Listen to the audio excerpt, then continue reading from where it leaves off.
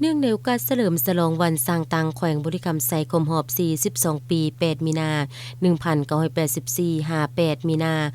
2026และวันแม่หญิงสากลคมรอบ116 ปี 8 มีนา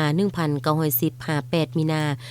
2026แผนกศึกษาธิการและกีฬาแขวงได้จัดขบวนการแข่งขันกีฬาบานเตขึ้นในวันที่ 4 มีนา 2026อยู่ที่เดินบานเตแสงมีไซ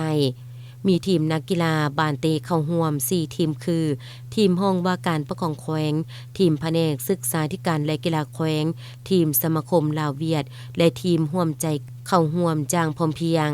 นำพาทีมบานเตในครั้งนี้โดยแม่นทานลมแพงสุขหัวหน้าแผนกศึกษาธิการและกีฬาแขวงและนักกีฬาเข้าร่วมการแข่งขันในครั้งนี้มีจุดประสงค์เพื่อเสริมสร้างความสามัคคีความหักแพงและการร่วมมืออันดีงามระหว่างบรรดาภาคส่วนพร้อมทางเป็นการส่งเสริมบทบาทของแม่หญิงในสังคมให้มีส่วนร่วมในกิจกรรมกีฬาและสังคมอย่างเต็มที่การแข่งขันในครั้งนี้ได้แบ่งออกเป็น2คู่คือคู่ที่1ระหว่างทีมห้องว่าการปกครองแขวงพบกับแผนกศึกษาธิการและกีฬาแขวงคู่ที่2ระหว่างทีมสมาคมลาวเวียดพบกับทีมร่วมใจ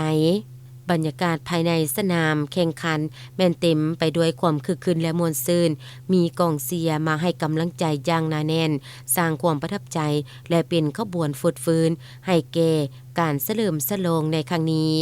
การจัดกิจกรรมกีฬาบานเตในครั้งนี้บ่เพียงแต่เป็นการเฉลิมฉลองวันสำคัญทางประวัติศาสตร์เท่านั้นแต่ยังเป็นการออกกำลังกายเพื่อสุขภาพสร้างสรรค์ความสามัคคีแพงในแวดวงการกีฬาโดยเฉพาะกีฬาบานเตอยู่ภายในแขวงของพวกเขาให้นับมือเติบใหญ่ขยายตัวขึ้นไปเรื่อยๆเมื่อการแข่งขันสิ้นสุดลงก็ฮู้ได้ว่าคู่ที่1ห้องว่าการปกครองแขวงสามารถเอาชนะทีมแผนกศึกษาธิการและกีฬาแขวงไปได้อย่างวุดวิด7 ประตูต่อ 6และอีกคู่หนึ่งสมาคมลาวเวียดเอาชนะทีมร่วมใจ